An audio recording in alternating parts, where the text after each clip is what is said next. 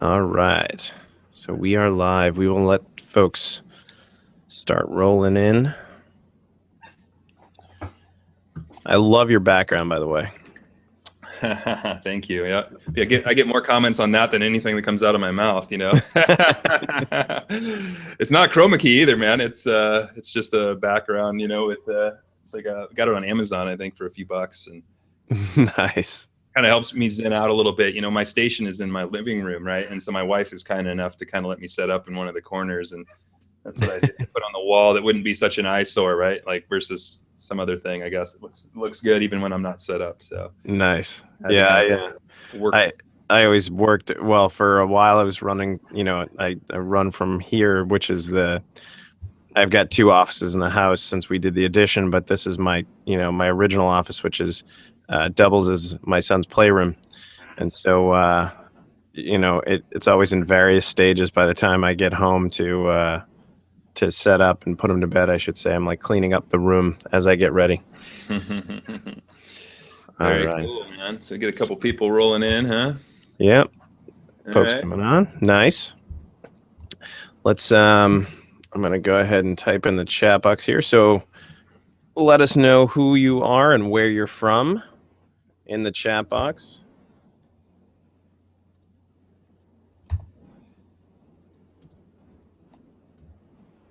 All right, Ellen, how are you? Where are you from, Ellen? I like to. Oh, hi, Ellen. I think I know Ellen. I think she's part of our group there. Hi, all. She's always excited and involved. It's good. Good stuff there. Let's see if we. Tamika. Hey, how's it going? I know Tamika well. Yeah, Ellen from Louisiana. Nice. Mm-hmm. Awesome. Tamika, where are you from? Actually, I should ask that. We don't. I didn't actually. Tamika actually is helping me out doing a lot of VA work, and she's also working with a bunch of our podcasting friends. Sweet. Yeah. Marcella. California. Yep, not too far up. I don't know where Covina is, though. Lee from Florida. Ellen from Louisiana. Antonio from North Carolina. That's where I went to grad school, man. North Carolina. Nice. That's it, man. Sue, hey, guys. Sue from Ohio. Ellen, hey, John. Hey, all right, Helen. Or Ellen, sorry. I am not Ellen. Nice. Ellen, Don from Kansas. Martha, great. Cool. Nice. Tamika's from everywhere. I like that. Margaret. Yeah. Oh, you live in Atlanta. Nice. Good. I didn't know that. Awesome. Good stuff. So I'm excited to have Jon on with us. So folks that are from the Online Creators Launchpad group, or if you're not, you can join free at onlinecreatorslaunchpad.com. And you'll meet a tribe of people waiting to push you and help you grow. And we are pleased to present things like this, these webinars. This one specifically with Jon Schumacher. Hopefully, I've known you for a while, Jon. If I butchered your name or not, is that right? You got it. You got it. Yep. So it's great too, because when I type it in Facebook, nobody else comes up when I start typing SCH. Like you just pop up immediately. It's like me and the race car driver guy. That's my claim to fame there, right? Michael Schumacher. So. And every time I try to type a random word like school, your name pops up as a suggestion. So I'm everywhere, man. So it's retargeting you. Yeah, that's right. You're retargeting me. So I'm excited to have you on and talk a little bit about selling with webinars. So specifically, one of the things that I do is help people create courses, and in the group we talk a lot about how to launch and how to sell with different techniques. Webinars being one of my favorite techniques to sell from.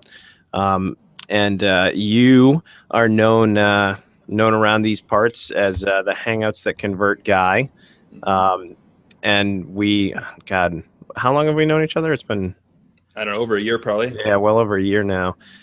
And I've been fortunate to watch Jon's transition actually from, were you were healthcare, right? Sorry, I'm like losing my voice already to start. Yeah. I was in healthcare, and I was that was my background in physical therapy. I actually started working online about 4 years ago. Just didn't know what I was doing, just full of energy and ideas and just kind of launching out there. Started a website in the pain relief niche back in 2010. It's my first website. Sold an ebook and a couple of video courses and stuff. In fact, if you go to my YouTube channel, I have some videos that are like shaky iPhone videos that my now wife used to take. Well, I learned how to do SEO and then blew up a couple of them. So it was like, it was my start, but I never really took off, and just kind of struggled for 4 years, man, online, like really grabbing for ideas, right? I buried a couple different websites, a couple of network marketing ventures, got into trading stocks and was all over the place, kind of just wanting my freedom, right? Wanting that freedom from that job. And it wasn't really until this year that things have really started to take off for me. And, it wasn't my first sale online or anything this year, but it was definitely, I made the jump to full-time, online now. This is my entire, livelihood is helping entrepreneurs and people use webinars, build lifestyle businesses, coaches, authors, and other passionate experts. And so that's what I do full-time, work with clients. I have a membership course that I sell over at hangoutstoconvert.com, where we have a really nice community of people. And it's just, up and onward from here. Perfect. Well, I've witnessed it, and it's that whole transition is impressive. And, I think that the way that you teach is engaging, and I'm going to throw it over to you because I look exhausted today after spending the entire night painting furniture for my new twin girls' room. So I'm going to pass it over to you, and you could start taking us through exactly how you use webinars effectively, and how they can help other folks that are on the line here. Sure. So let me just kind of take the reins here. And in a moment, guys, I want to just pop in a quick poll before I jump into this here. I want to get an idea kind of for your experience level with webinars. It'll kind of help me tint the discussion here as I go through my slides. I could go a little deeper if it's more of an expert group. I can stay a little shallower if it's sort of those that are on the beginner's end. I know Margaret's done webinars. I actually helped her start some of her first webinars, so I know she's done a few. But I want to pop in a poll and just get your guys' input as to how many webinars you've actually done. So you guys should be able to see a poll popping in on the side of the, or just right above the chat bar. We'll go ahead and just leave that running for a few minutes while I go over to my slides, just to get an idea of kind of where people are from an experience standpoint. So I'm going to pop over to my slides. Let that poll run for a minute. You guys should see those slides okay, Keith?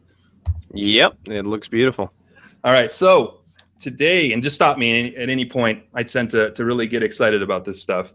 How to sell your expertise with webinars, right? I mean, I think webinars, they've been the cornerstone of my existence, my lifestyle business.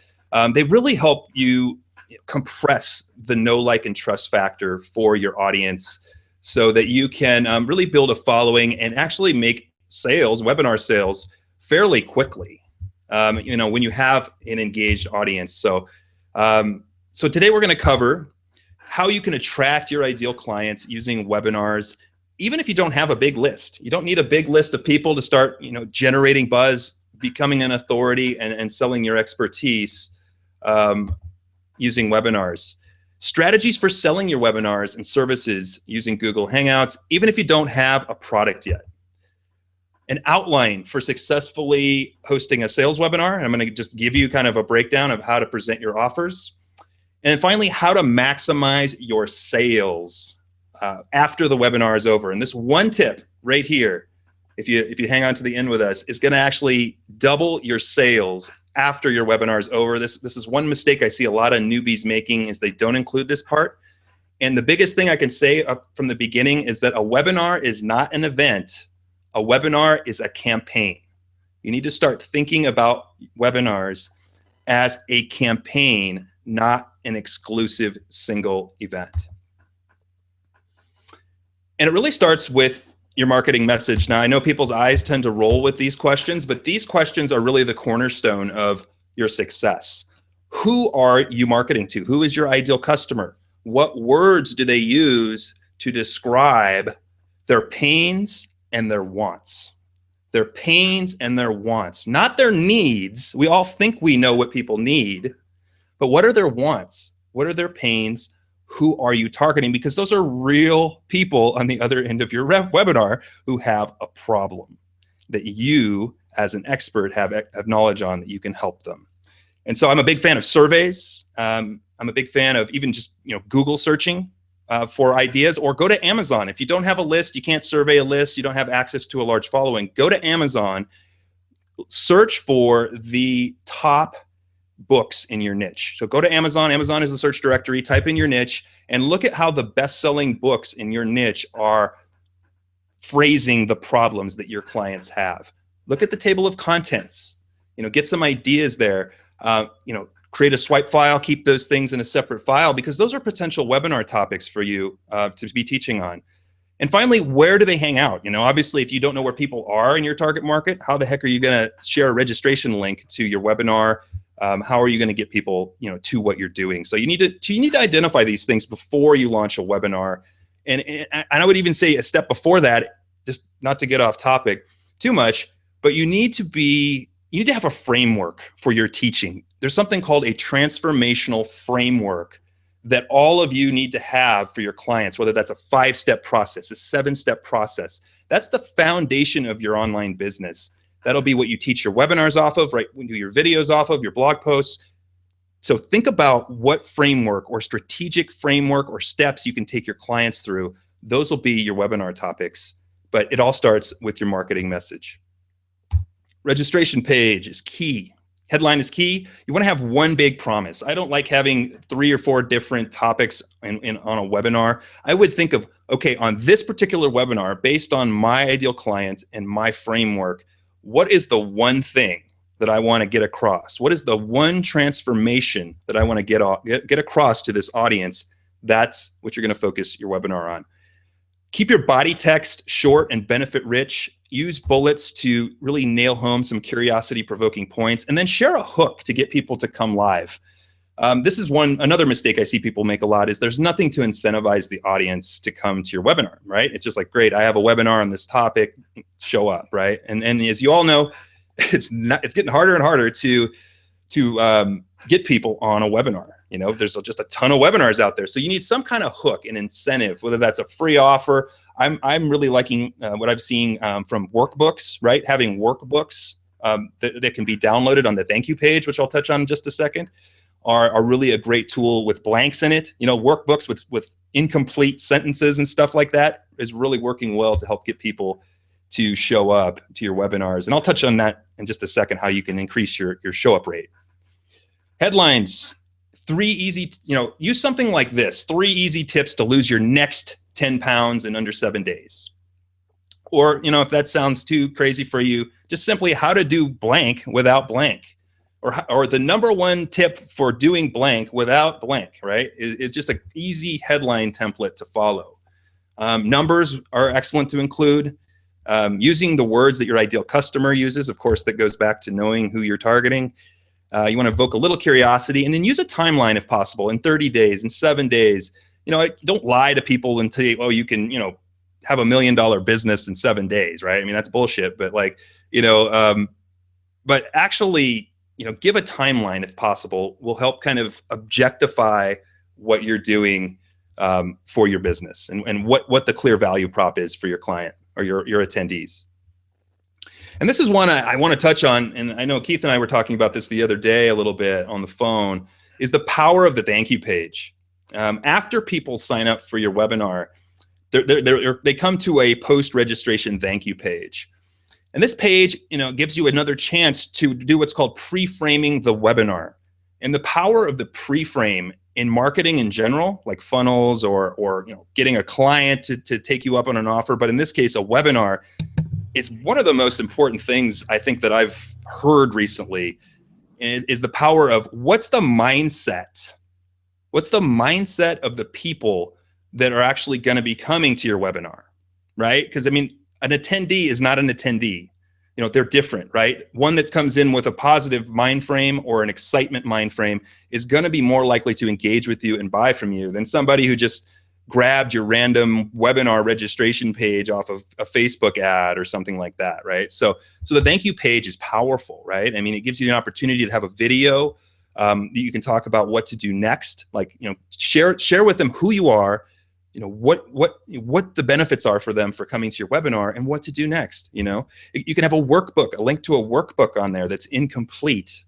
So it's like, here's what you're going to learn. Here's the slides. And oh, by the way, some of the teaching points are blank. Come to the webinar to get those filled in, right? That, the human brain wants to complete things. This is going to help people come not just to your webinar, but come engaged.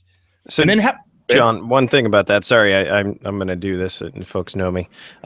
So I really love the workbook concept. I do the same thing with courses, obviously filled in, but in terms of that, when would you suggest somebody practically do that? So they create their slides and then they pull out like 3 to 5 key elements, and then put those into the workbooks and strip out some of the critical elements or words of those sentences. Is that, or how do you go about doing that?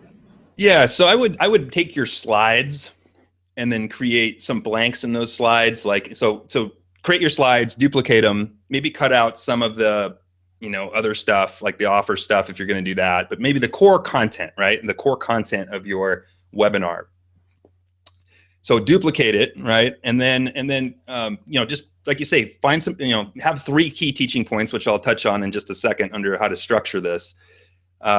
But then, have some blanks in there of some of those key points so that they're incomplete. So people have a yearning to want to learn those things. So it gives them a preview of the most important thing to learn webinars is blank, and they're like, oh crap, I don't know what that is, right? I need to come to this webinar to fill this out. So, and then I also would have a bunch of testimonials if you have them on the back of that too, like just social proof of the yin yang, right? Of like, again, pre-framing them, right? In the video on the page, tell them who you are. Hey, I'm Jon Schumacher. I'm the Amazon #1 best-selling author of Hangouts Marketing Mastery and co-creator of Hangouts2Convert.com, right?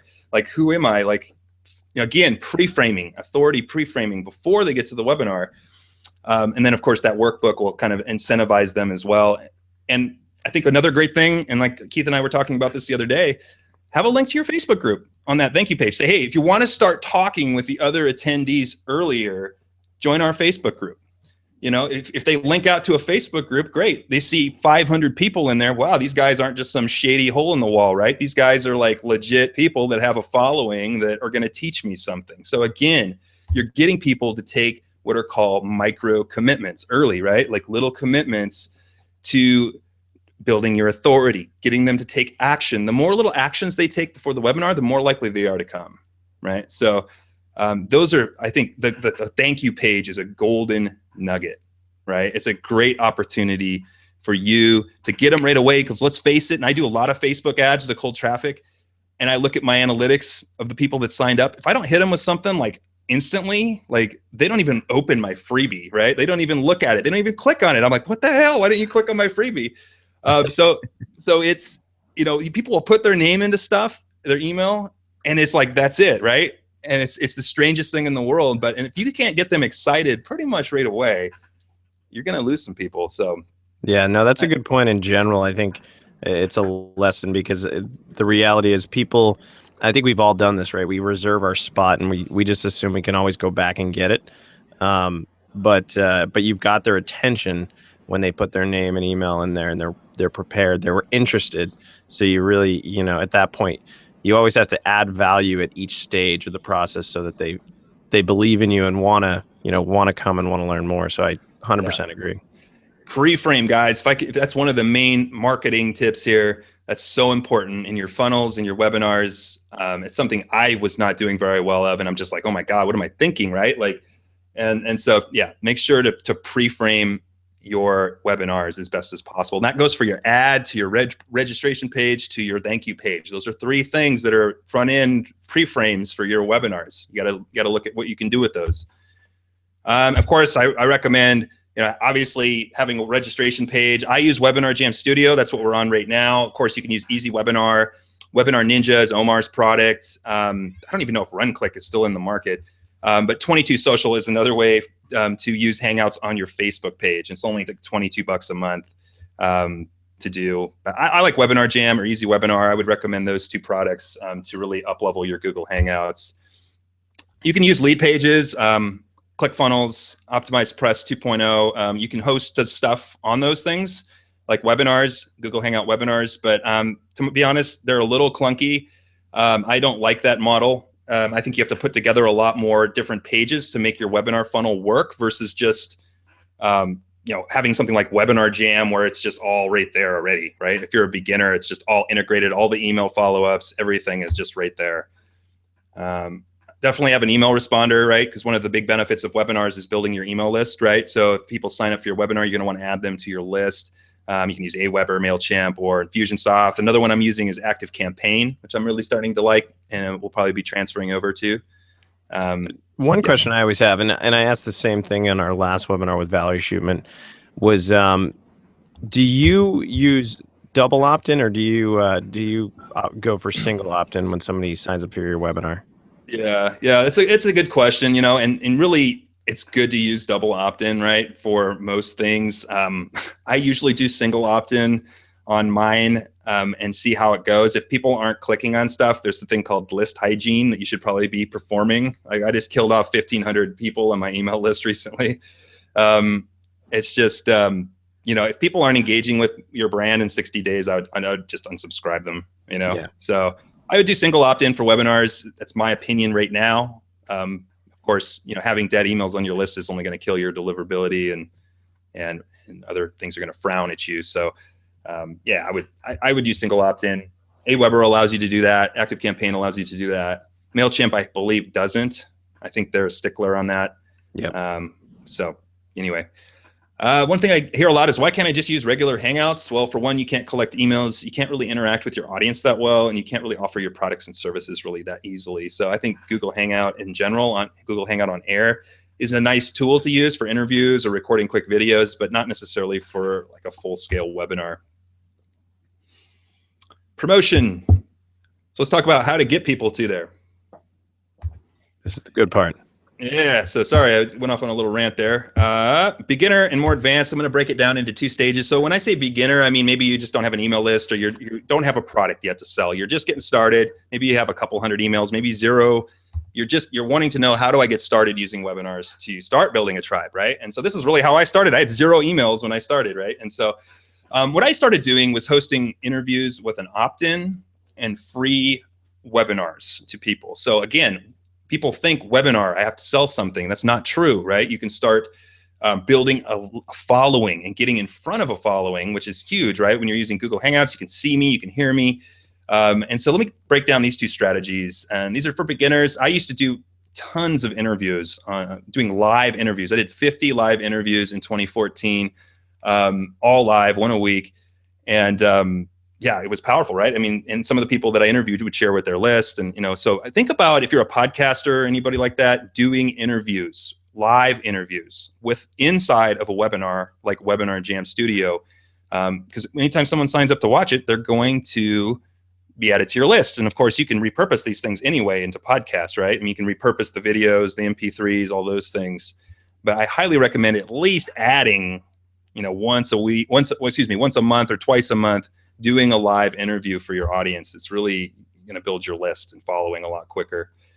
So build your list. A lot of your guests are going to share. So you can invite I remember my first interview I ever did was in the healthcare niche.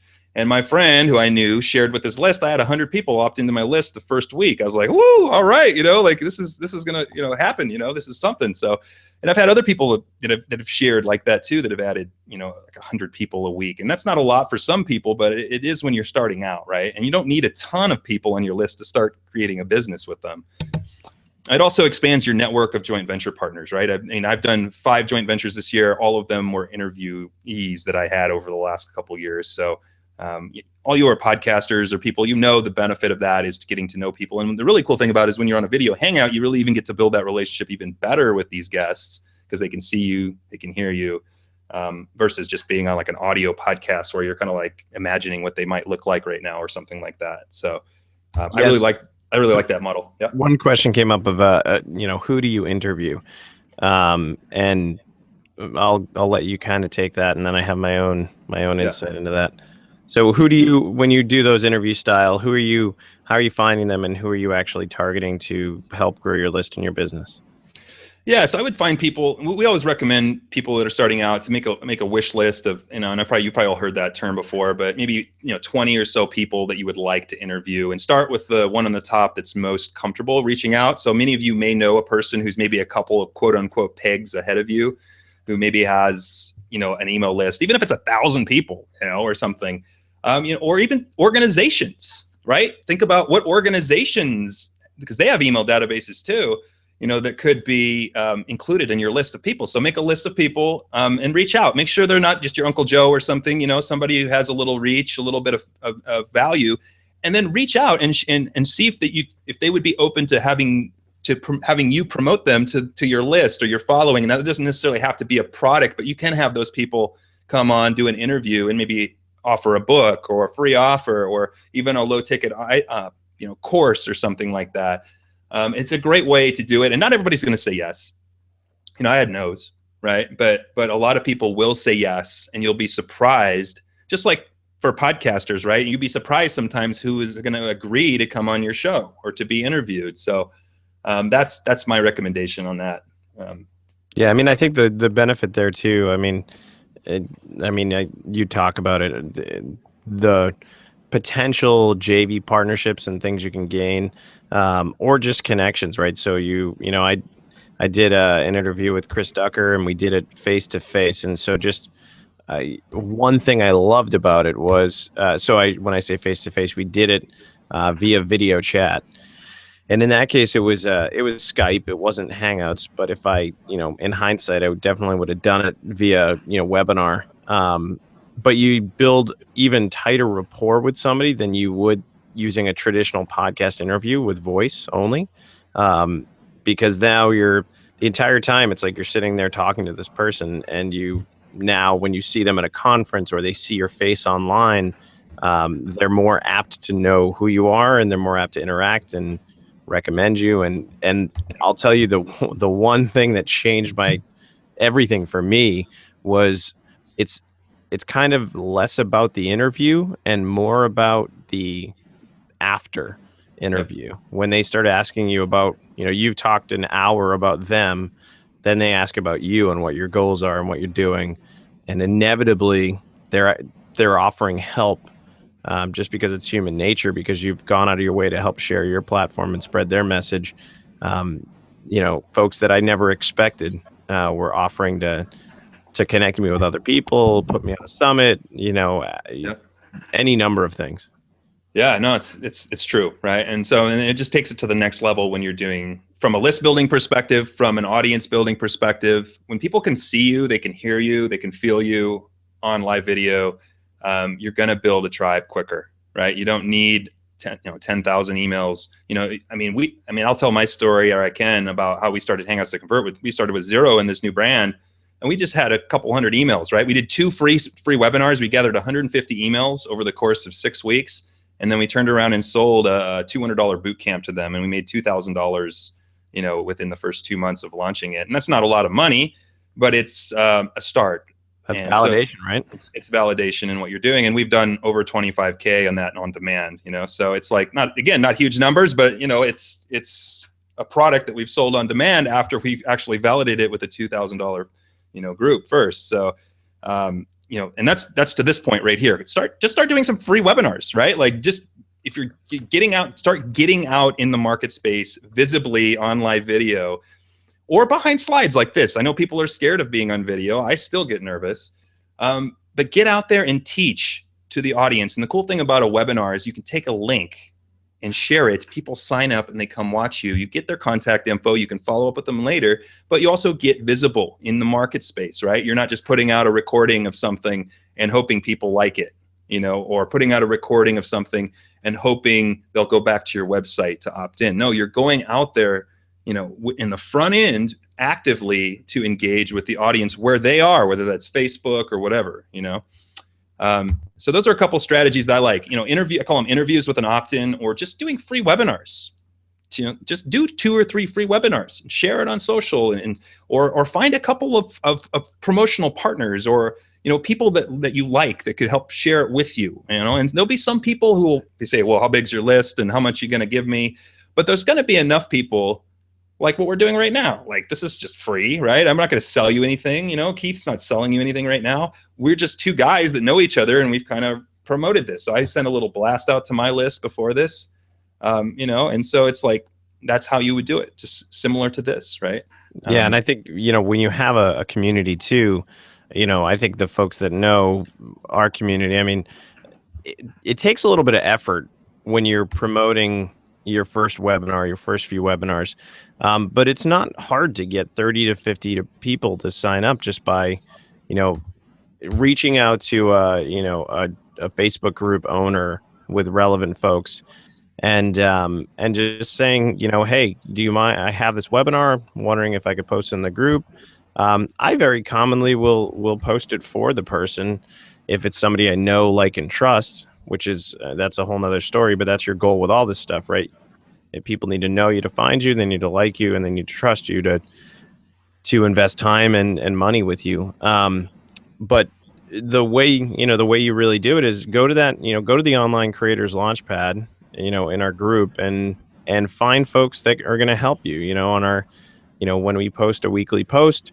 If you go into like Freedom Hackers Mastermind, that's a huge group, 17,000 people, I think now. And they offer promo threads, and you can post your stuff in there. Now, I'll tell you that sometimes that does really well if you're one of the first people.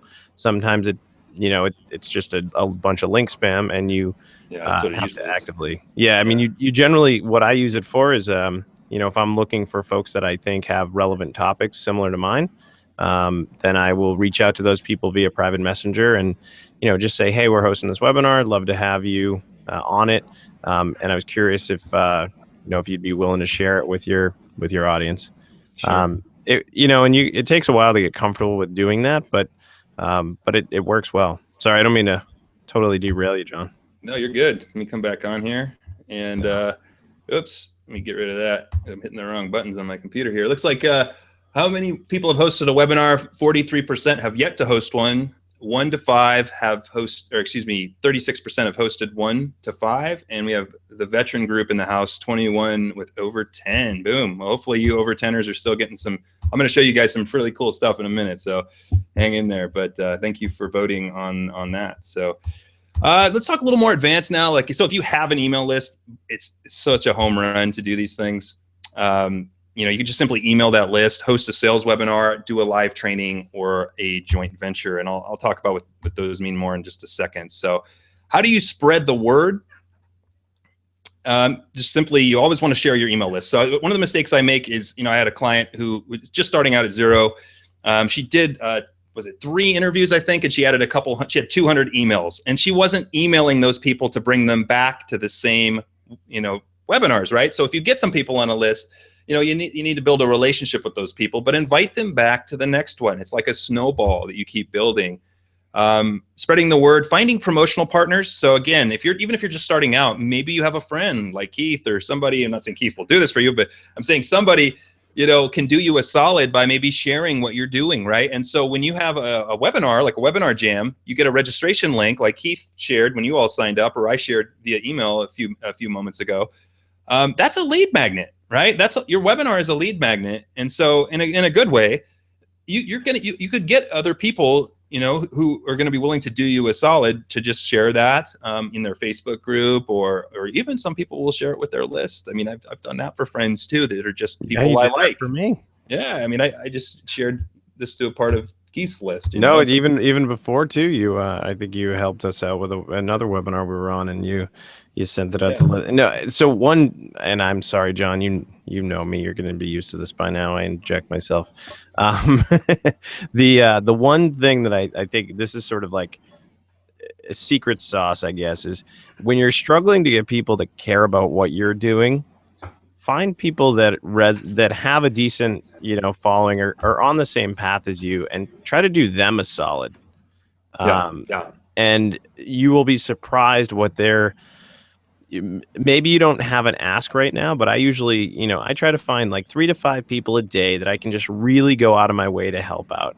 And it doesn't necessarily mean that I don't really ask for anything like anymore, but starting out, I would absolutely, you know, I'd help people out 3, 4, 5 times before anything anything I needed. And then when it came time, they were always asking how they could help me. And then finally I had an ask, and that was, could you share this? Could you, Yeah. JV partners, for example, launching to their list, doing a webinar with them, whatever you can do. And one sort of quick trick is, if you say you have somebody who's, part of your audience or your group or a peer, reach out to them and just say, hey, would you mind posting this link and this text in this particular group?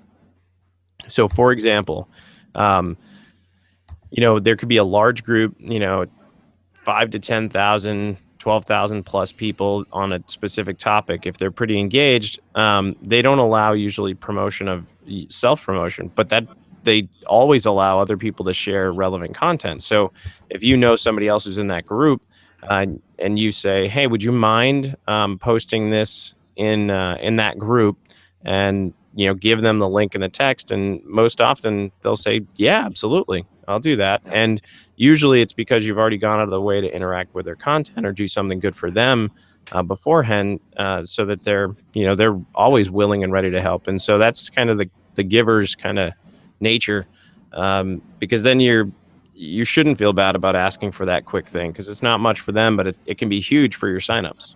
Yeah, no, yeah, that's true. Yeah, and so don't just go, hey, would you? The newbie mistake of all newbies is you approach an influencer and go, hey, I'm excited, please share this. Like they get that all the time. So reach out with, hey, I love your work, I love this particular blog post or video.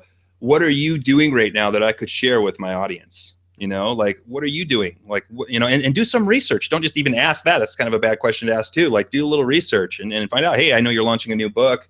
I would love to share that with you. And you can't believe how excited those people are sometimes to get that, because they're so used to people just picking at them and picking at their brains and stuff. So no, I mean, honestly, and when you find the right, if you find somebody like you mentioned just above you, just somebody who's on the path, but they maybe have, a larger list, or, you don't always know their list size, but they have an engaged Facebook group where they get good interaction on social, or they have a podcast already that's established. Whatever the metric is that signifies that they're kind of doing it and they've been doing it for a bit. This is a lonely world for so many of us. I mean, online can be isolating if you let it. So take advantage of that and help people, who are just a little bit ahead of you, and you'll make them feel like a huge influencer, and that in turn, they'll do something. I guarantee you they'll do something to help you. Yeah. There's a term called collaborative compounding, right? And it's, you don't need the biggest fish. You just, look for a few people that are, like Keith said, maybe a few pegs ahead of you. If you can find, we've started to form a good group of people that are experts in different things that have, decent lists and followings. And, if we take turns kind of sharing each other, because we all like each other and believe in each other and know we all do good work.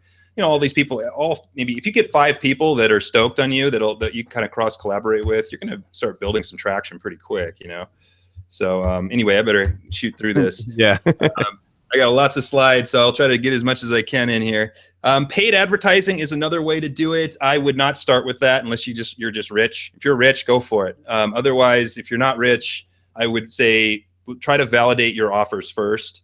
I would not send paid traffic directly to a webinar. You just don't know who's going to show up, and the show up rates are going to suck. Because you're going to get random Billy Bob who saw your ad that is nowhere near your ideal customer. I would rather send paid traffic to a free offer and a nurture sequence and then a webinar versus just straight in. Social media, obviously, share in your Facebook groups, social media, all those things are great. Before the webinar. So here's a tip. For most niches, I wouldn't start promoting too early. Actually, we used to promote a little over a week ahead of time, and our show up rates were in the 30s.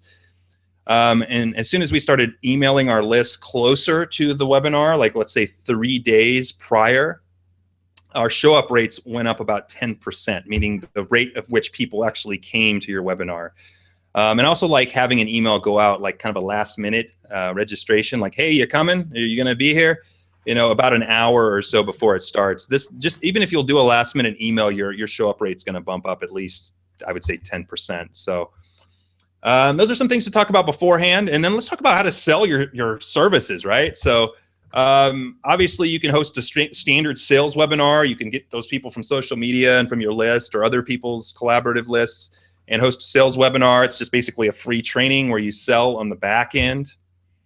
And I'll cover more on that in a minute. Actually, I'm going to actually give you how to actually position your offer in a second.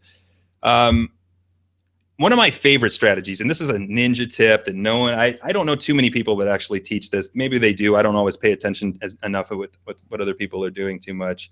But strategies for selling your products: sell a live training. And I'll tell you what that means in a second. But basically that's just you hosting a webinar and selling a virtual seat to another webinar, to an online intensive. You can actually use webinars as your virtual seminar, and people will pay you to come to another webinar. So host a free webinar, teach. At the end of that webinar, say, you know what, this Saturday, we're going to go really deep into this topic. It's going to be, 3-hour training or whatever this Saturday, and we're going to actually solve your problem this Saturday for those who want to come. You'll have worksheets, slides. You can ask questions specific about your business. I'm only taking X amount of people, and there's a number of ways to price this. I mean, we've done the dollar model with the follow-up payment. We've done just straight payment, but this is a way for you. And in fact, we've done 4 product launches this year, and we've done it every time. We've done this very model right here. I never create a product first. I've always built it. Version 1.0. Now, it doesn't look the sexiest thing in the world, but you know what? If it's good content, people don't give a crap, really, in my opinion. Now, branding matters, but if it's good content, you're going to do fine. And it's version 1.0. So you can actually just host a webinar, sell access to a live training, and then repurpose that training into a course on demand. So you've validated your idea. You've gotten people to say, yes, I want this. You then host the training, cut up the video into a few pieces, put it behind some kind of wall, and you have an on-demand course like that fast. I mean, you can literally launch it in a month. Yeah, and that's actually funny that you mentioned that, because that's exactly what we were talking about in the Online Creators Launchpad in the Facebook group. So last week I posed the question of, do you pre-sell your courses? Right. And that's exactly what we do. And I've done it both ways. My early courses are exactly that. So like if you're testing an idea, you've already done the hard work of getting somebody on the webinar for the lead-in topic. And I've typically done it as weekly training. So like you buy in and there's 4 weeks of live training, 1 hour a night. So you're essentially, doing the same thing that you would do for the webinars, in shorter snippets. But I'm interesting to think about, just do like a 1-day intensive. That's kind of a different way to do it. I like it. 1 day. Yeah. Yeah. We did a 2-day intensive actually, to a list of Webinar Jam users. So we did, again, same model here. And I love webinars to validate ideas, and people will raise their hand and say they're interested in this. So we just did 2 free webinars, just open Q&As. We actually polled the audience while they were live and say, what are you struggling with? Then we created a 2-day intensive that we then sold to those folks on another webinar. So we gathered about 150 to 200 emails of all Webinar Jam users. We turned around and hosted another training and then sold access to a weekend boot camp. It made about $5,000, $5,000, and we had to put it together. And now, of course, we have an on-demand version of that too. But $5,000 to like 150 people, like people who have a list of 150 people, as long as they're decently targeted, you can start making that kind of money. And that's not huge money, but it's a start. It's a start, and it's validation, and then you can go back to start selling your courses later and stuff like that. But I just see people get hung up with courses a lot. Like, and I know you do this work, Keith. I see people, they spend 8 months creating a course and making it look pretty when they should be getting their idea out there and getting that MVP, if you want to call it that, validated, have version 1.0 in the bank, validated. And then if you want to make it sexy, redo it later, and then why not advertise it launching 2.0, right? And then you're going to have another product launch, off of the same concept, right? So I think that's a powerful way to do it. Yeah, and I think the good part about that, right, is you're you're validating it, and you're getting potential testimonials for the at the end of that, right? And then you're prepared for, you know, the sexier launch. So Yeah. it is a very good way to do it. I'd highly recommend everybody do that. Yeah. Yeah. So yeah, I was getting hung up on my course. Yeah. People worry about that stuff before they launch like crazy, man. And I get it, right? We all want to look good and put our best foot forward, but I'm telling you, like, you know, speed matters. And you shouldn't put out crap, but you also don't need to have the highest level stuff. I mean, if you look at Ryan Levesque's group, right, that Keith and I are part of, he's got great content and a great group of engaged individuals. But his membership course is just all repurposed webinars, basically. That's the content in his stuff. And it's great content. No one sits there and go, man, I'm leaving this group because it doesn't look perfect or it doesn't look pretty, right? It's about the content. So, yeah. Socrates asks, how long is the intensive? It can be anywhere from 2 hours to 8 hours. We did an 8 hour over 2 day one time. I thought that was a little too much, to be honest. In my experience, I've done a 4-week boot camp. That's how we launched Hangouts That Convert. I thought that's too much. If I was going to start it over, I would do a 1 day, 4 hour intensive, maybe 2 sessions or something like that. And that's it. And that's plenty of content.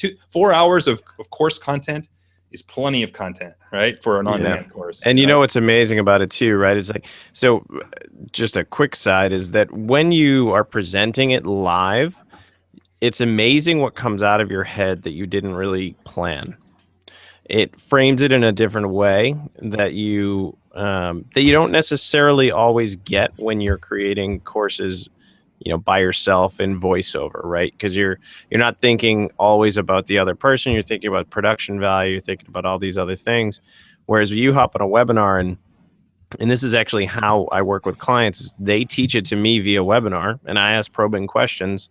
And then we cut up my voice and piece it all together for the final product.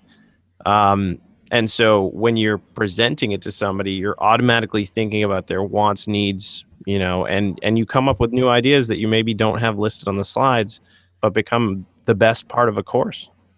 Yeah, absolutely. So, and then of course, joint venturing, you know, that's something you guys can do. The traditional model is the whole, you know, they promote to their list for your product or vice versa. You guys do a revenue split. You know, that's another way to gain new audience members that are fairly warm. Of course, sometimes, you know, people, they want to just go to the webinar and they're on your list. Like, why are you emailing me now? So that's, you know, that's another model, but it is a good way to sell your products to another similar audience. Let's break this down now, guys. I'm going to give away kind of an outline that I've used that I've had success with. Some of it I've taken from the .com Secrets book, Russell Brunson's book, which is a fabulous book I'd recommend everybody get. On kind of the core fundamentals of building an online business. But he has a webinar template. Some of this is what I got from that I've actually tested myself, though, and I know that it works very well. You should be able to convert between 6 and 12%, usually, depending on the price point on your live webinars. Sometimes better than that if you're really rocking and you have an awesome product. But basically, an outline is generally like just the introduction, content, and a close or offer, you know? So introduction, I usually keep it really short. I am not a fan of people talking about their dog or their different things that they got going on for on and on about their backstory and all this stuff. I think that people spend too much time on that. And some of the traditional webinars that used to host, they were an hour and a half, 90 minutes. I think most people only budget maybe an hour for these things tops. So I would keep it very brief in the housekeeping and the welcoming. I generally don't call out too many people as where they're coming in from. I want to get to the meat as quickly as possible. But there are a few things that I do like to hit in the introduction, and that's to repeat the big promise, right? People are there for a reason. Validate that they're there for that big promise, that one big promise that you made them for what they're going to get from that webinar. Make sure to share your hook to the end in the beginning, right? So if you're giving them something at the end, like a free guide or a free offer, you know, what's the hook, right? So hammer that home. Hey guys, I'm excited to give this at the end for you guys. You hang on with me until the end of this webinar. I'm going to be giving you this free gift. So hang on with us as we move through the webinar. It again incentivizes people to hang on to stay live. And to note, John, you actually did this, maybe knowing, maybe not knowing, in the beginning of the webinar, because you told them to basically hang on at the end of this. We're going to have one tip that's going to help you, I think you said double sales or something amazing like that. And, those are, and folks that have been on these, they've seen this in the past as well. I always prime you with the giveaway in the first part and then give you the link to go, grab the freebie at the end if it's a free webinar, for example. Yeah, exactly. And we have free guides linked up to this stuff. I'm going to give you guys actually a guide at the end of this. You can have one of my free webinar conversion guides and those things. So we're actually going to do this at the end, even though this is just a teaching session. This is not a sales webinar. I would not do it would be a different structure, obviously. But I always like to have people turn off their distractions. I think that people do get distracted a lot.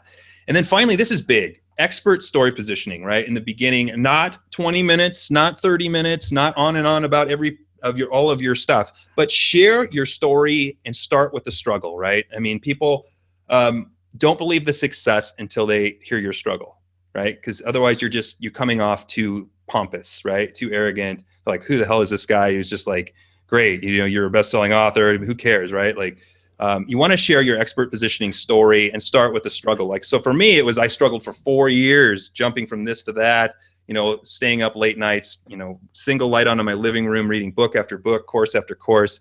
It wasn't really until I learned how to do these few things via webinar that I really started to take off and create a lifestyle business that I love. Of course, I would go a little deeper than that, but that's the idea. And then, of course, you want to pivot to credibility building, right? So if you're a best-selling author, I have slides of that. I have some list building numbers where we've added 350 people a day, in a day to our list and stuff. I've had, things like that really kind of show you that you're an authority, right? So they'll start to look at that, but start with kind of your journey and your struggle. And then this is a big one. Point to your product in the intro. So tell your story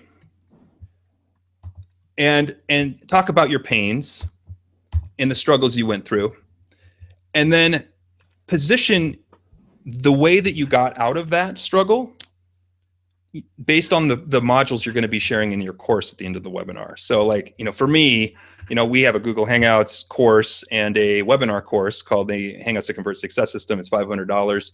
And I will say, after I share my struggles, it was these things that really helped get me out of there. I first mastered the technology. I've learned how to use a Google Hangout. I learned how to do a webinar. I learned the tools that I needed. Then I learned how to build an audience. Then I learned how to host webinars, and then I just kind of go down these points. Well, those are the same points that I'm going to be sharing later, for my product. So tie it in early. Then I jump to the content, again, sharing the one big thing. I teach 3 teaching points that relate to my offer, not just random teaching points, but again, begin with the end in mind, right? Stephen Covey, I believe said that, start with the end in mind. And so think when you're creating your content, think, how can I connect this to my offer? And how can I break beliefs? People have negative beliefs about webinars. I've heard some of them on there. I've heard some already. I don't like being on camera. I don't like that. You don't have to be on camera, by the way. I'm not on camera right now. I would recommend you be on camera because your know, like, and trust factor is going to just blow the fuck off the roof, but it's like, you don't have to be. Break beliefs. One of them, selling on webinars is hard. That's for the pros only. That's the one I like to use, and really it's not hard to sell on webinars when you have a good template to follow, and it's just not as hard as it is, right? I mean, and that's, again, breaking a belief that they have about buying my product and also in life.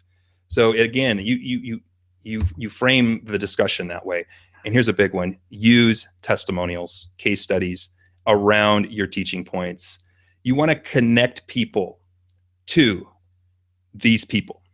So I'll say something like, this is Tom. This is one of my clients. He was a healthcare professional. He had no product to sell. He was selling $17 ebooks before we started working together.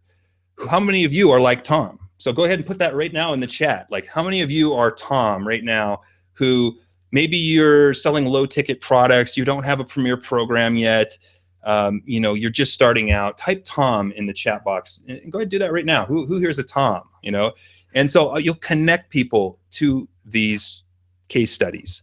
And so Tom is a client of mine. He didn't have a product. And we did the same model I just shared with you. We did a live training, or we did a webinar to his list. He did have a bit of a list, a couple thousand emails.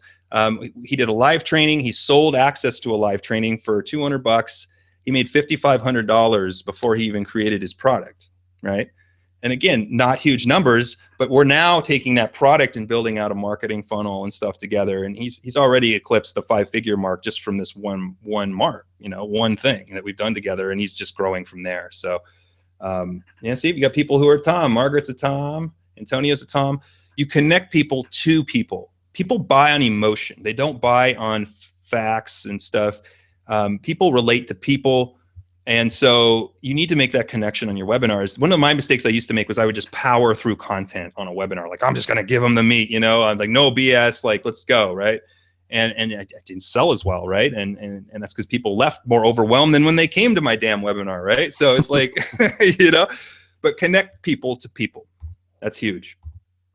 And then the close. I always like to say, let me ask you a question, So you've seen it work for Tom, you've seen it work for Dora, you've seen it work for Aaron. What if all this did for you was you made that first $2,000 or that $5,000 like Tom did? Maybe you don't have a product. How much would it mean to you to create your first product to your list in the next 30 days and knock in $5,000 to validate your offer? And I would say, I can't obviously state that I guarantee you that kind of money. I don't know you, but this is an example. What would it mean for you to make your first $1,000 or build an email list of 200 people even, of like using webinars, And so depending on what your market is a little bit, if they're newer, you can start with the newer items. If they're more advanced, you can start with some of the dollar amounts, but ask them a question. And then you're going to stack and price frame your offers. Now, this is a Russell Brunson thing that I stole from him. I'll just say that. I stole this from Russell Brunson, but it works, guys. And I'm not just sharing it with you because I read it in the book and like, okay, I'm going to share that because it sounds cool. It actually does work, and it just makes logical sense anyway. I also like to show the checkout process. The actual process they go through to buy, like pictures. And then I always have a risk reversal. I usually give a 30-day no money back questions guarantee, and then I move to Q&A. So let's go through the stack. This is what the stack looks like, guys. So let's say I'm at my stack offer now. You're going to give your core offer, and you're going to give the normal price. And then you're going to tell the benefits to the audience of that course. So in our case, it's our Hangouts to Convert success system. It is a membership community. So it's not just an info product. It's a membership community. We have regular Facebook meetings where you can get your questions answered at any time from Michael and myself. We have weekly, or excuse me, not weekly, but at least monthly, sometimes bi-monthly calls, with you. So we look at your specific business. So we go through the benefits as to how it relates to your audience. Then you, again, stack the offers on each other. This is the next one. So again, you're getting this, and you're also getting bonus number 1, and you list the price, and then you tell them about bonus number 1. So then in the next slide, you're getting the primary offer, you're getting bonus number 1, you're getting now bonus number 2, we're including that, and you're going to give them the benefit of that. And then finally, you're going to just keep stacking all your bonuses on one slide. So you want to stack them all on one slide, and then you're going to reveal the total value of everything so that people see the totality of what you're offering. Some studies have shown, and I know they've looked at this from pitching from the stage or also from webinars, that if you just show your last bonus, people will relate that price to your last bonus. Like, so if you want to paint the picture. This is called just presenting your offer in the best light, right? You're showing them the totality of the value that they're getting. Your bonuses are actually just as important, if not more so, than the offer, right? Like, you should make your bonuses, if possible, something around an objection. If it's a pain in the ass to make a new bonus, try to give them added value. Like, we use a 30-minute call as a bonus sometimes. So if you don't have a bunch of courses yet, you have your time. And by the way, most people don't even take you up on that, which sucks. I would say out of 10 people who would buy it on a webinar and we offer a bonus for our private time, maybe 2 of them take it, maybe. It's crazy, right? But that's the truth. So yeah, stack your offers. List the final price, and then do what's called price breaking. So you're not getting it for this, you're not getting it for this, you're getting it for a one-time payment. Obviously, I would go into a little more drama than that. I'm trying to push through these slides. and then you're going to reveal the final price. And this is where you would pop in your offer button. Like when you reveal the final price, if you're using Webinar Jam Studio, at this point, I would say, this is the final price you're getting. And then I would go over and pop in the pop-in offer. So I'll show you what a pop-in looks like in a minute. So right now, in a moment, I'm going to pop in an offer. It's actually going to be my free Hangouts guide that I'm actually going to share with you guys on this webinar tonight. This is what you would do. On a Hangout webinar, you need to verbally set up your offers about 30 seconds ahead. Because the stream, the voice you're hearing from me is about 30 seconds behind, depending on our signal. So if you just pop in an offer right away as you say it, they're going to wonder, whoa, this random offer popped up on the chat roll, but they're not going to have you set it up verbally. So you can see I've taken a moment to tell you that I'm going to be popping in a free webinar conversion guide in just a moment, and you're going to see that above the chat roll or above right below the chat roll. So I'm going to go ahead and just pop that in, and we don't have a picture of it or anything, so we just kind of made a crude little slide. Normally I have graphics in it and stuff, but you can see that offer has popped in there. If you click that button, it's going to take you to a landing page that I have a free offer and stuff, and people can opt in to get. You can do the same thing to a checkout page, to a sales page. That is how you would present your offers, to an audience. And then, of course, I'm a big fan of live bonuses, so you can use your time with that. You can use a product with that, and a risk reversal, right? You always want to have a risk reversal for people. They don't want to get ripped off. And then this is the checkout process. So then I'll say, this is the picture of the actual button that I just pop into Webinar Jam. You can use something like Jing over at techsmith.com. It's a free tool to just snap screenshots of all your stuff. And then I'll literally walk people through the checkout process. So right above the chat, you're going to see the offer button. When you click that button, it's going to take you to this page, which is a Samcart page. You're going to scroll down to the bottom. You're going to click the button.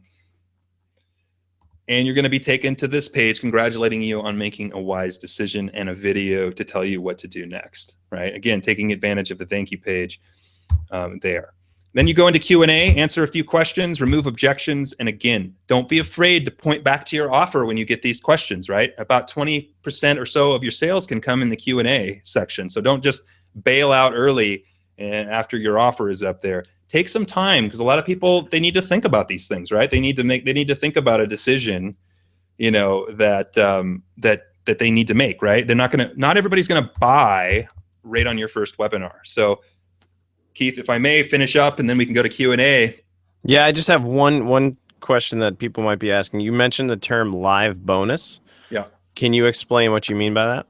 Yeah, so it's something that you offer live on the webinar only, right? So it could be your time. Like, so for the first 5 people who sign up or grab this offer, I'm going to give you literally an hour of my time, or 2 hours of my time, or a bonus program that's going to, crush it, for one of your objections or something like that, right? Something to incentivize people to take action on the webinar that has a little bit of scarcity to it can help get people off the fence. So I'll touch on having live bonuses versus having time limited bonuses. Like, I could talk about that on this slide here. Sure. After the webinar is over. So I talked about a trick, guys, that you can, that's gonna, not a trick, it's not a trick, it's something people miss. And I can tell you, if you just host a webinar and don't do this, you're losing half your sales. I mean, it's just that simple. How to maximize sales after the webinar. Email follow-up is key, right? So anybody who raises their hand and said, yes, I'm interested in your webinar, you need to follow up with them if they didn't buy. So there'll be a percentage of people who buy on your webinar, and there'll be about the same percentage that will buy afterwards, because they need to think about it, right? There's some people who are fast action takers. Boom, I need to get it now. There's those that are like, well, I don't know. Like, I want to see an FAQ page. There's going to be those types too. And then there's going to be people who buy on scarcity. And so you have all of those elements in your webinar campaign. Focus on having the replay and bonuses expire a few days after the webinar. So I talked about live bonuses being something you can offer on the webinar, but also have a bonus or two, a course or two that, let's say, is going to expire in 48 hours or something like that, and make the replay expire in 48 hours. And it gives you a reason to follow up with the people who didn't buy, who attended your webinar, to say, hey guys, the replay is going to go away in a moment. These bonuses are going to go away. I usually send, like, if I have a 48-hour window, I'll send 1 the following day and 2 the last day. Don't be afraid to email those people a couple times the last day, not like once after the webinar. Hey guys, you missed the bonus. Please buy it. No, I would have some.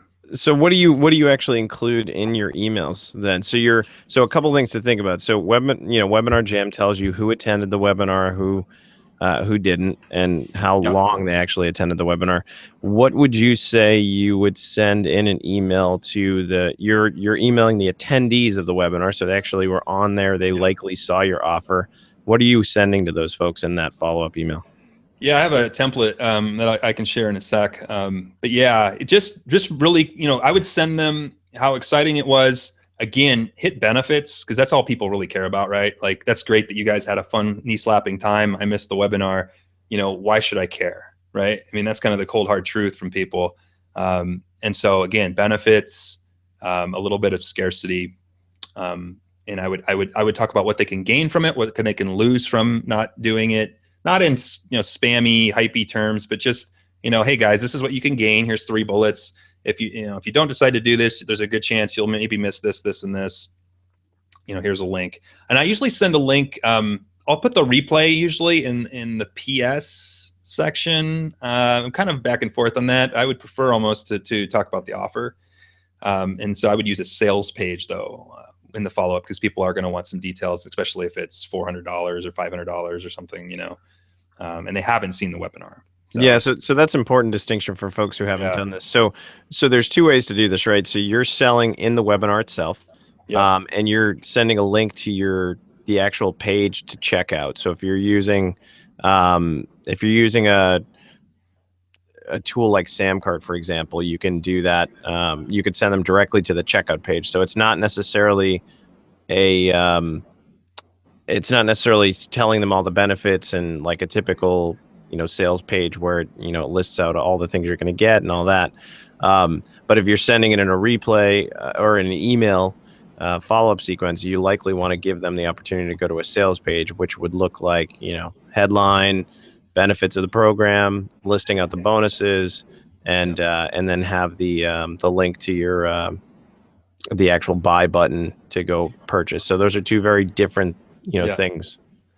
Yeah, and there's different philosophies on whether you should send people to a sales page live or a checkout page. I've been sending people to a checkout page, and my thinking is I'm going to do a good enough job, getting people to want this during the webinar that they should be able to just make a decision.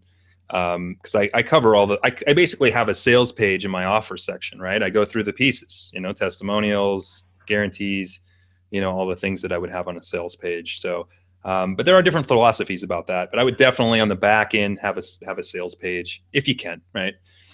So here's an example timeline, and we're almost done, guys. Thank you for hanging with me. Let's say you host a webinar on a Tuesday. I would have a follow-up email after that daily. So Wednesday, Thursday. And then I would have 2 emails go out on the day of, one in the morning and then one maybe a couple hours before saying, this is going away. And don't email your whole list. This just the people that just raised their hand and said they're interested in this. Like, I think that's a mistake people make, is they blast their whole list and list the people that didn't even sign up for the damn thing are like, what the hell is this? Like, shut up, right? I'm unsubscribing. So yeah. And just remind people, hey, I know you're interested in this topic. You signed up for the webinar. This is the last chance to get this. It doesn't have to be hypey or salesy. And then finally, like you say, the replay bonuses go away, at a certain time. This is kind of an email template, old one. I would actually make this a lot better, but it actually worked. We did a joint venture webinar with one of our partners when we were selling a 197 product back then. And it just gives you some ideas. I can share these afterwards, but yeah, just, hey, John here. Just wanted to let you know we're still on the fence for joining this. Again, I would probably beef this up a little bit knowing what I know now, but I just wanted to show you a couple of just quick emails there. They actually bought through this because we linked to a sales page. I mean, it's just short and sweet. It has one link. I would have more bullet benefits and loss benefits or loss, points than this email, but it's kind of an old email that I put together. So what did we learn today? Shoot, man, how to attract some clients, customers, even if you don't have a list, right? You don't need a list, a big list to get started. In fact, you can do quite a bit, just with some of your just with a few hundred emails, right? You don't need a lot, but you can use webinars to start getting the gears turning, so to speak, for those clients pretty quickly. And let's see, where'd my other thing go? We talked about strategies for selling your products and services, even if you don't have a product yet. I mean, like selling live trainings, in my opinion, and I'm a hurry up and do it kind of guy. Some people might be a lot slower than me, or they may not like the branding, or they need the perfect everything. For me, I'm a big action taker. I kind of hurry too much probably, but this is a good model that's just worked for me, right? I mean, I think everybody should get something out to the public. I think you'll get things done faster. I do think speed matters, right? Like, I don't think, you should hurry yourself through things, but you should also move at a clip where you're getting real validation in the marketplace. And I think that's the thing that most people miss, is they just don't get that, right? They need to perfect their background or their audio quality, or, and then they just don't launch. I mean, Ryan Lee's one of my favorite podcasts, has a headset. It's like $30 or something. And I love his show because it's no bullshit and it's like 10 minutes, right? So get it out there. And then, we talked about an outline and how to maximize your offers afterwards. So I'm down for some questions, Keith. I'm going to kill this and come back on camera. And yeah, I don't know if you want me to talk a little bit about the webinar I'm having next week, or you want to just do that. I'm hosting. Do you want me to share that now? Or you want why don't you go ahead and share that? And then some folks are asking, talking about your book as well. Yeah, cool. So, in next Tuesday, I believe, we're having a free webinar on how to master the technology of Google Hangouts and Webinar Jam and some of these pieces that hang people up. Because I think that's one of the things that's stopping people from hosting webinars, is the technology and how it stops them from doing what we're doing right now, right? Like, I would like to do this. I'd love to be on camera, or not be on camera, but at least host webinars, whatever your preference is. But I'm unsure of the technology. I tried to screen share and it didn't work, and it went into this weird infinity funnel and have all these things. And so it is scary, right? So we're actually hosting a free training next week. We are going to be making an offer on that for people to join our program, but it will be a free webinar with a lot of great content, even if you're not interested in joining our community. And we're hosting that next Tuesday. So I'm going to go ahead and pop in an offer for that here. And I probably should have waited a little longer because there's probably a little delay there, and it's not a pretty offer, but you can grab your spot there.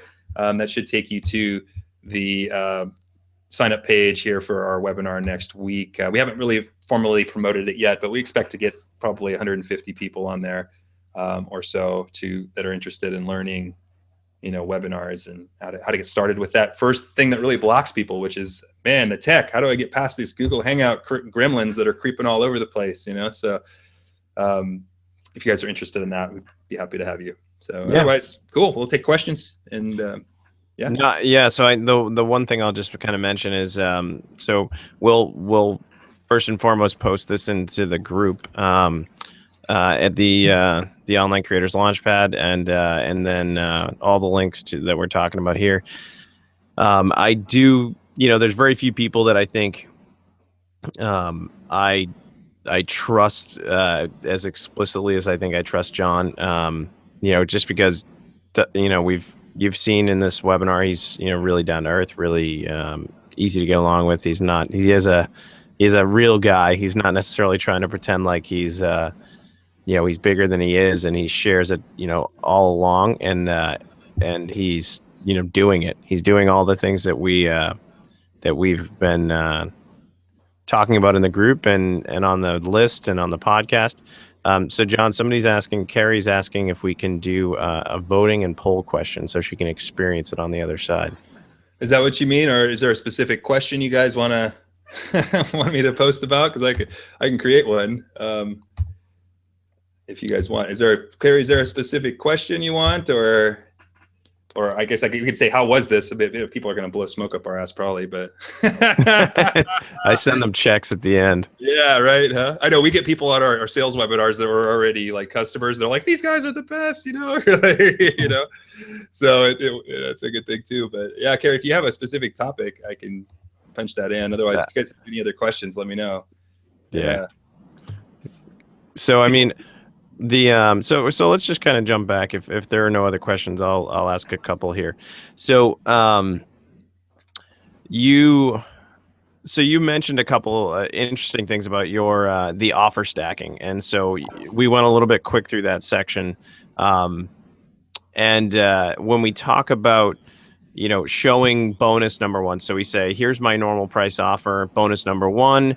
I think what you said that I captured was you show bonus, the bonus number one, and then you have a slide dedicated to the benefits of bonus number one. Then you show bonus two, benefits of bonus two, and then at the end you stack them all. I Yeah, think I remember, I've done it that way, but I didn't actually read that section of Russell's book, apparently. Um, it's a good book. Yeah, yeah, I love that. It is a very good book. and it So, works. so I guess at that point you're saying, so all of them on an independent page, then you stack them, show them all on one slide, and then the next slide is your actual offer. So where you're Yeah, price slashing. yeah. So you keep stacking, right? You keep stacking one order, one primary order, bonus, bonus, bonus. Talk about the benefits of each bonus until they're all on one page, and then once they're all on one page, you reveal the final price. So you just add them all up. So if it's $1,700 is the total, or something like that. I think that's good. And then of course you break that price down from there. I would do at least a 50% discount off of that stuff. Seems to work fairly well. So if you're adding up your total value and it's 1,500, don't try to obviously keep a price point under 700, which most people usually do on webinars unless they're doing coaching or done for you, or some people sell higher ticket courses. I guess you can sell that stuff. Oh yeah, okay, yes or no. I was going to put one in too, but that's cool. You like my background? Yeah, I know. Everyone talks about that. Chris says, sorry, what book was that with Russell? Russell Brunson's is The .com Secrets. It's probably one of the best books, I think, for really understanding funnels or even webinars. Like his webinar template's really good. I mean, he gave a lot of good stuff in there. So pre-framing, he talks a lot about the importance of that, which is just such an under thought about thing, it's a great book. Keith, I can't hear you, man. Sorry about that. I muted myself. One of my favorite things was from Russell's book, a little bit off the topic that I was doing for a while, and I like how he described it, was the value ladder. So the Yeah. idea, you start out with the lowest end, which is your freebie, and then you have your, like we talked a lot about over the phone and chat via, Messenger, about self-liquidating offer and upsells. And I think when you start, I always start people with the end in mind. So what is your, what's your high end offer, and then build it backwards based off of that. And so that was one of the things that I loved and took away from his book, is just how to frame that. Mm-hmm. Yeah, it's a good book. Wow, 33% don't like my background. Oh no, Jesus. Oh, come on, Keith, guys. man, you're setting me up. You're setting me up for some Oh, disappointment here at the end. Come wow. on, gosh. Well, 75% said yes. That's a good number. yeah, yeah, yeah. So tell us a little bit about your book too, because I think one thing I mean, we could talk about that, could be a whole nother thing. I loved how you wrote the book, first of all, using Hangouts with Michael, and then tell us about what the content of the book is and where people can find that as well. Yeah. So I have a book on Amazon. It's called Hangouts Marketing Mastery. I'll just go ahead and pop it through the thing there. There's my book. If you guys want to grab it. Yeah, I mean, we literally spoke the book. So I'm a speed demon, and probably too much. I'm learning to slow down a little bit, but we basically spoke the book within 2 Google Hangouts, right? So it took 4 hours to create the first draft. We spoke the book inside of a Hangout on Air, which gives us a recording. We just took the YouTube link and sent it to the Philippines and had a first draft transcribed within a couple of weeks. So that was actually the book. And of course, it took some time to edit it. That was the longest part. When you speak a book, it's always a little longer on the editing piece, because you just don't speak the same way as you write, right? You're going fast. So it took a little while to edit, but we had a book done in about 3 months, and then we just pushed it up Amazon, right? So we have an email list, and we had a launch team, and picked the right categories, and learned how to do that from my good man Kamanzi Constable, right? That's right. He showed me some tips, and we went and ran with it and crushed it across a bunch of categories. Yeah, and who recommended you to check out that Kamanzi Constable course? Yeah, I think it was some guy named Keith. Yeah, it's strange how that worked, and he still hasn't actually put his book out yet, which is hilarious. I'm now I'm actually talking to publishers now about a very different book than where I was at that point in time. Yeah, absolutely. So yeah, it's good. It was good, and yeah. you can create a book pretty quick. I know that's not necessarily the topic, but you can get it out pretty quick. If it's a nonfiction book, it's a big business card, in my opinion. Like a book is not, a means to itself, right? It's the front end. It's like a front end product or card. And I usually bring my books to conferences in like a duffel bag. And if people ask me for my card, I'll just give them a book. They're $2 or something. You can get $2 on Create Space or something, and just pass out books. Write your info on the front cover. Yeah, absolutely. I think that's something that that's a great way to get. There's a couple places to get notoriety. One is obviously iTunes for podcasts, and you can obviously do that with Hangouts. I posted recently about that. Interviews like this you can repurpose, and then writing a book that can get you up on the Kindle store, and that is another wide swath method that you can get in. And I think I challenge everybody on this. If you haven't done a webinar, schedule one for next week. Honestly, or 2 weeks. Choose whatever's comfortable, but I don't want it to be 3 weeks or a month out. Next week or the following week, choose a time. Like for me, this is a time, and I know I look exhausted right now, but the reality is I choose this time because it's when my son goes to bed. It's when a lot of people put their kids to bed. John's on the West Coast, so it's like late, I don't know what, I can't do math right now. It's turning into night for him. It's so it's a easy thing to do. And then the biggest thing I'll say is, what's the risk, right? The risk is you have maybe one or two hiccups the first time, and if you're using a tool like Webinar Jam,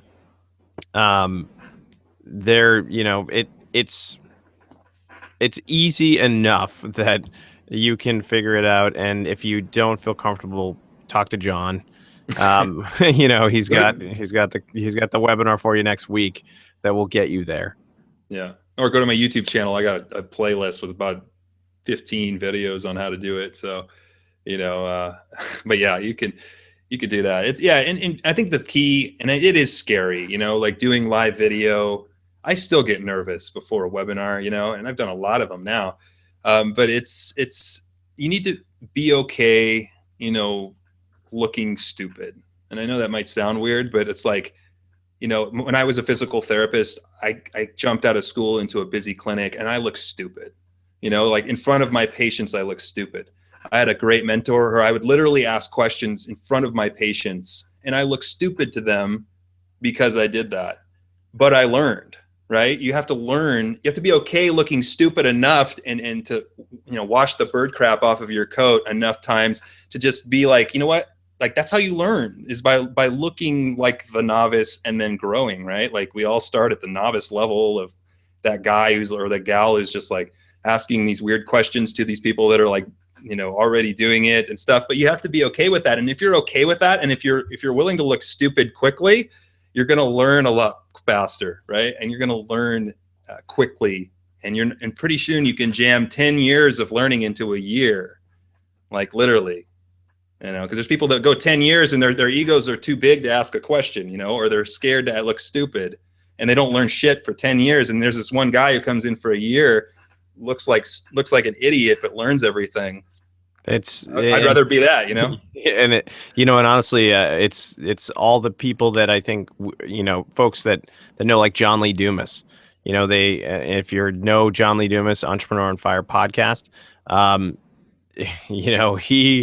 he came in out of nowhere, having no idea what he was doing, and figured it out. And now everybody wants to be him because he's made millions and, done the whole thing. And it's the willingness, I always say it's kind of like just all this stuff.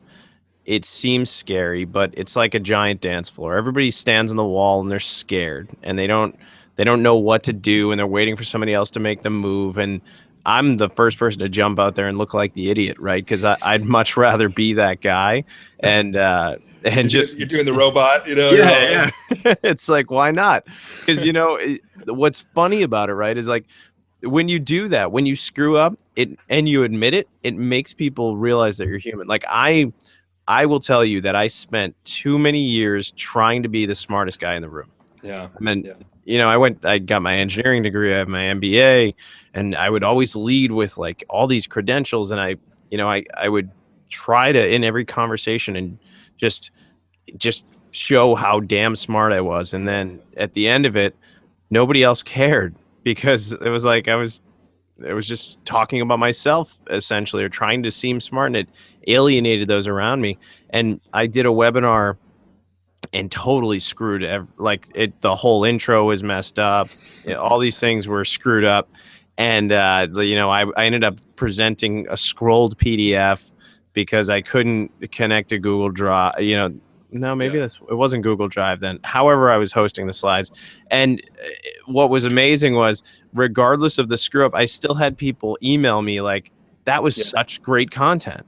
Yeah. And then I did another one where it got all messed up, and I ended up, having to cancel it. But I got all these emails about, hey, I tried to jump on, what happened?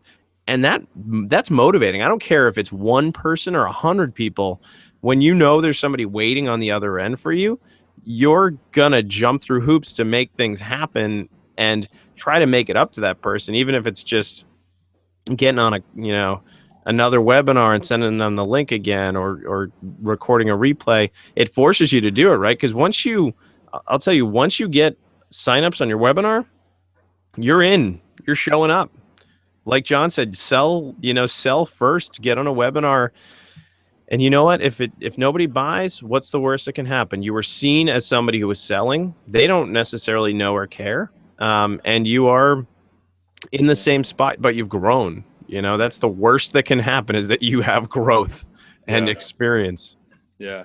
And I know my partner, Michael, he helped me with that. And he says that, and he has a good line about that. He's like, if we mess up, and he'll say this live on webinars sometimes, if we mess up, we hope you'll forgive us. And, because I mean, really, if people won't forgive you if you mess up, they're not the people you want to work with.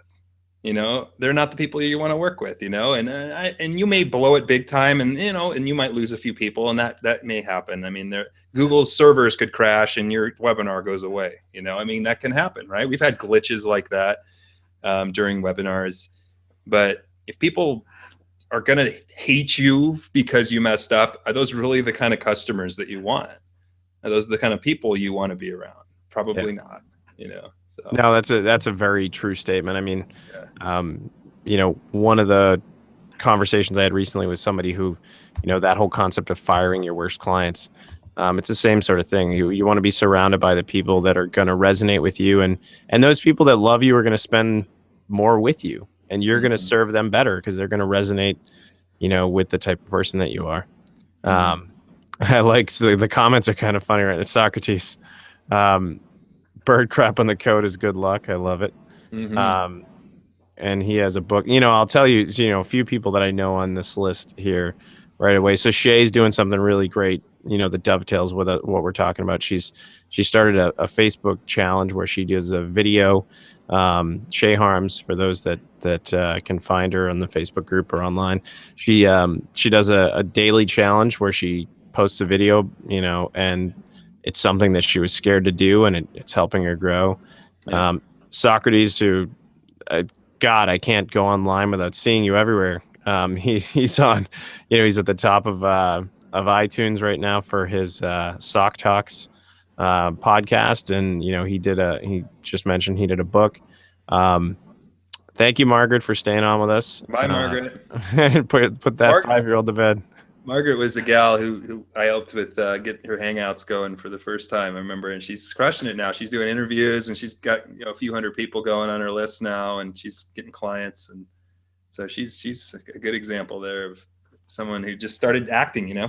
Yeah, and that's what it's all about. I mean, truthfully, I love that about and acting in a consistent way. The one thing I think folks on here can learn from you, John, is that, like you said, you started building your list just by training webinars, free training webinars about your topic. And it's all about being seen as that person. And I'll tell you, for me, like, I didn't even, this might hurt, but I didn't even join your webinars in the beginning, but I knew you from the content that you were posting, and I saw the engagement that you were getting. And then I finally listened into one of your webinars. I was like, holy crap, this guy's got good stuff. And then we ended up, you sent me stuff to take a look at, and we went back and forth. But I was floored, by that. And you were just kind of building your list organically. And what's amazing is it's as important to be seen for the content and the activity as it is to actually be building that list, right? So nobody sees that there's 100 people on your list. They just see that you're hosting another webinar. I'm like, holy crap, this guy's just pumping out webinars. Yeah. And that's I think an important thing is like, it's one person experience, right? People buy not because there's 100 other people on the webinar with them. They buy because you're selling to that one person and they've seen you. Yeah, and that's a good point. Everyone says you got to build your list. You got to build your list, and that's an email list is important, but your most important thing is your reputation, right? I mean, like you say, you were just talking before this. You're getting referrals from people you didn't even expect because you've built your reputation amongst people, right? And so we don't want to forget that, right? Like we get caught up on the numbers online, but it's our reputation. When you're putting yourself out there, when you're seen as somebody who gets things done and takes action, other people want to work with you. Other people want to like hear about you and what you're doing. So I think that's big too, right? I mean, that's the number one thing, right? Because I mean, things will change in the next 30 years, right? Email marketing will change, Facebook, all these things will change. But if you have a good reputation, that won't change. That's going to be the anchor that really, because you could go over to, Squattily Douche, whatever next like social program that comes out, and there's Keith. Oh, I know Keith, and a bunch of people are going to follow you in like a day. So it's like you if you have a reputation, it travels. So Yeah, no, and I think that's the. I mean, honestly, that's the fun part about it. I think webinars are one of the most. I don't know. I know that everybody's hot on live streaming and I think there's a huge place for live streaming. But I think the list building, I mean, you talk about this, right? The list building capability, the ability to repurpose the content, the ability to have, just the format of a webinar is just really, I don't know, it's very comfortable. Yeah. Yeah. I mean, like we do blabs. We've been doing blabs. We did a couple of decent sized blabs where we had, I think, 250 people on one of them because we emailed our list about it. Because I wanted to see, how many people could get on. If we email our whole list, how many people can we get on? Because we can usually get, 300 signups maybe internally to a webinar. And so we did these blabs, and I think they're great, for front end engagement, but they're not the same, right, as a webinar. A webinar is a lead magnet. A blab is, a reputation builder, which is still powerful and an engagement tool. But you're going to miss out on collecting emails on the front end, which, hey, I still like it. It's a great way to get out in front of people, but you definitely want to build a list. I know I hear people say, I have a Facebook following. I don't need a list. And that's scary, man. That's because Facebook will change, and I know email marketing will change too. And email open rates aren't as good as they once were. But I'm telling you, like, from what happened for me, like if I didn't have my email list, I wouldn't be able to. We wouldn't have a business. Yeah. I mean, that's for me. Now. Yeah, no, I mean it's an interesting thing because I think it's funny you say that because I put out a video at one point about how, my engagement on Facebook trumps most people's email list all day, every day. It probably does. And it's, but having said that, I mean, I don't necessarily rely on that as my only, Maricela, sorry if I butchered your name. You have a question, feel free to plop it in the chat there. But for me, I mean, so, I always think of it even in like the new Tribe Builders course that I'm launching, the goal is to funnel them to where you nurture your tribe. So, your Facebook group in my case it's a huge part of what I do. But it's not the only thing I do. And and webinars are a way to get people from your Facebook group onto your list so you can then serve them, better. And it's I think that it's an amplification tool. Things like Facebook, email's a one, for my experience, it's a one-to-one, medium. Like you're connecting with an individual, they're connecting with your content and taking action to purchase or to attend something like a webinar. Whereas a Facebook group is really, or another social media following is really about connecting peer to peer. So you're becoming the cornerstone for others to connect when you're not in the room. And that's really the benefit of that. And it's sort of like an amplification tool. So Maricela, did you have a question you want to toss in the chat box? Yeah, go for it. But yeah, I agree, man. And I think you should move people to both, right? I mean, like email to Facebook group, because you're right, it's more engaging there, right? Like you can get a community feel a little bit more. Yes. So there's a question there about is there a company or person that I can hire to do the techie part of the webinar and I focus on the content? Yeah, John, do you have a thought there? Well, I do one-on-one consulting. I don't necessarily do it for you. I mean, I could get it. We could do a startup session, and I could walk you through it. But other than that, I think Casey Zeman has a thing like that. If you over at Easy Webinar, I think he has something called the Producer's Corner that he does for people. So he has a group of people that will actually, I believe, do that for you. Yeah, and I've seen some. I mean, honestly, the actual the hard part is, and sorry about that, Marcel. It must be some lag in my chat roll. I'll say that once you go through it once, like, so let's say you sat down with John and went through, it's not actually a difficult process. The actual tech part is actually quite literally, we connected to, you make sure you're hardwired into your internet, so not Wi-Fi if you can avoid it. If you're using a tool like Webinar Jam, you set it up in advance and it takes you through and you fill out basically a bunch of forms. You end up with with a link at the end that you share. And Webinar Jam handles all the tech stuff from the perspective of creating the actual page. And, there are some things that you can do. I think, Sherry just mentioned there's a bunch of VAs that'll essentially do it. If you have the account, they'll set it up for you.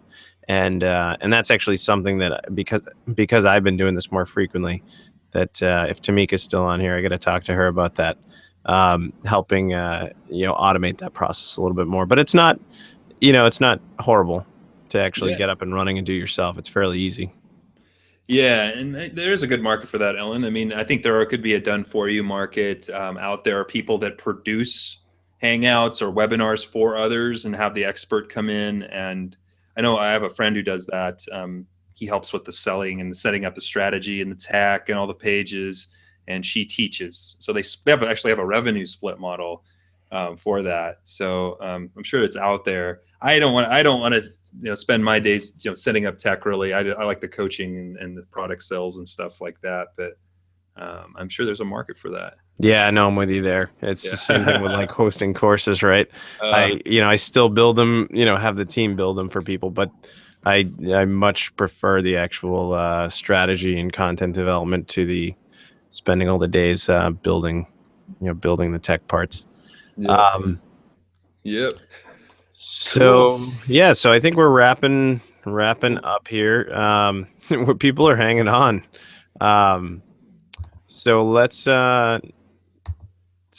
just make sure that your links are up there to your webinar for next week. For those that join late, go ahead and John, did you pop your offer in? Yeah, you should see. There should be an offer right on the chat that says get over Google Hangout tech issues. An ugly looking pop in, but that's what we got. Yeah. Hey, listen, I set it up 2 minutes before we started. I just grabbed the text and from your opt-in page and God, see this guy who's talking about how the tech can get easy. He's criticizing my tech skills. It's all good, but it worked. See, we were imperfect in our action, and it worked just fine. So So folks, check out that. We'll go ahead and we'll post the replay in the Online Creators Launchpad group for those that I'll drop that in the chat as well for those that aren't part of it.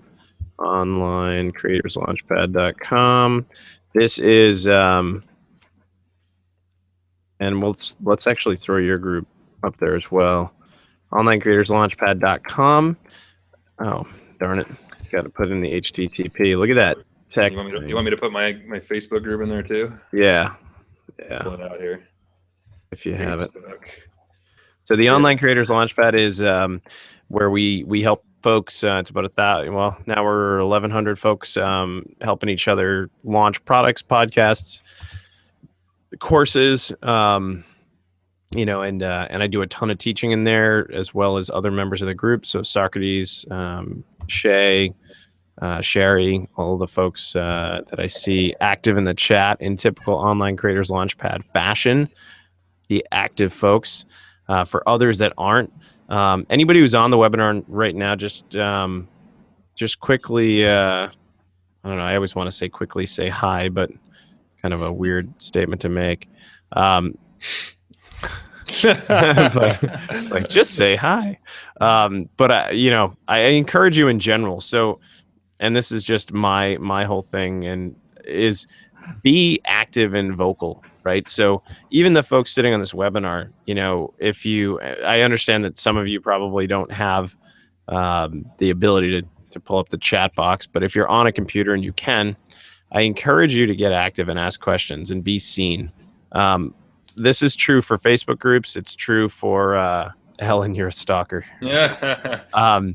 Yeah, get active, Ellen. No, but I think, if Sherry or Socrates or one of the folks on here, Shay, I mean, you guys just quickly post in the chat box if what you think of the Online Creators Launchpad. I'd love for you to share how it's helped you.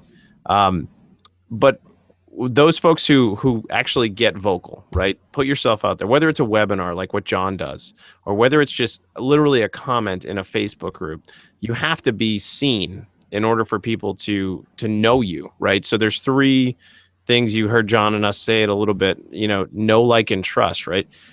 People have to know you, and they have to know you for the topic, right? And webinars are a great way to show expertise around a topic.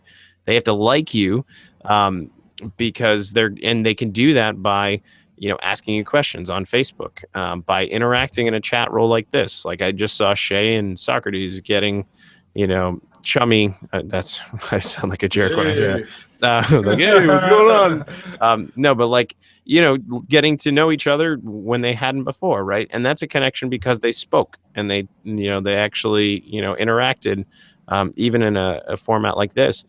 But I encourage you have to be seen in order for people to know you and know what you're about. And then once they know you and then they like you, and then you do something like this where you get on camera and they can see you and they trust you because you gave great content and you have an amazing background with like trees and a waterfall. It just builds trust that you don't. And I'm just gonna click over onto it because just look at that. Look at how much trust is built.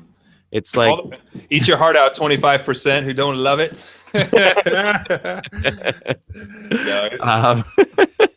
It's just funny. I think too many of us, myself included, have sat back for a very long time, letting other people be the center of, not center of attention, but let other people stake their claim. And we sat back and we wonder why we're not having the success and we're not growing our business. It's because if you're not taking the step to create that webinar, to go out and say, hey, I have this amazing content. And this is one sort of ninja tip that I always recommend is if you're going to share a link to something, for God's sakes, don't just say, hey, it was awesome, here's a link. Say, I just did a great interview with Jon Schumacher. And, now I did this beforehand, before we got on the webinar, and I didn't add a lot of value to it. But so disregard, do as I say, not as I do.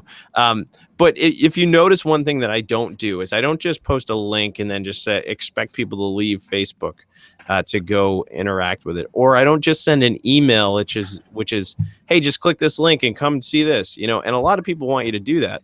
I say, create value from it. what is the lesson that you learned? And like when I post this, I'm going to share, some of the lessons I learned, some of Jon's story, and then the link. And it now gives people an opportunity to prejudge the content and get something out of that post. So it's not just another spammy link in a Facebook group. Or same thing with oh, Sherry. Sorry, Shay. I didn't have a lot going on in the Online Creators Launchpad today because I was gearing up for Jon. My fault. Yeah, Jon screwed everything up. But seriously, I mean, I get on my soapbox, and you folks know me.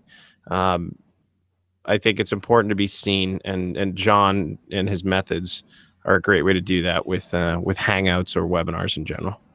Yep. Get out there. And don't be afraid to look stupid. The people that are meant to be with you will forgive you for any mistakes. And yeah, get out there. It's the next best thing. It's the next best thing to meeting someone face to face. Like I've never met Keith in person, but I feel like I know him because there's his face right there, right? I know what he looks like and how he acts, and he's somewhat disappointed by it. Most of the time it's good, but but anyway, yeah. Yeah. All right, folks. Well, I'm gonna go grab some Z's, and I hope you guys too. I appreciate you guys taking the time to be here, and I gotta read this up. Jon's background. I'm gonna put that on my sales page. Oh, that's great. Well, Jon, I hope you can come back and do something again with me, and you don't feel too terrible about the comments. I know, I'm hurt. But no, I appreciate it again. Thank you so much, Jon. Your content is gold, and I think if people just step it up and do it, and join your webinar next week to get over the tech hurdles, they'll feel. I think they'll feel pretty empowered by just doing their first one. So thank you so much. Cool. Thanks, Keith. Thanks for having me. Appreciate it. All right. Bye, everybody.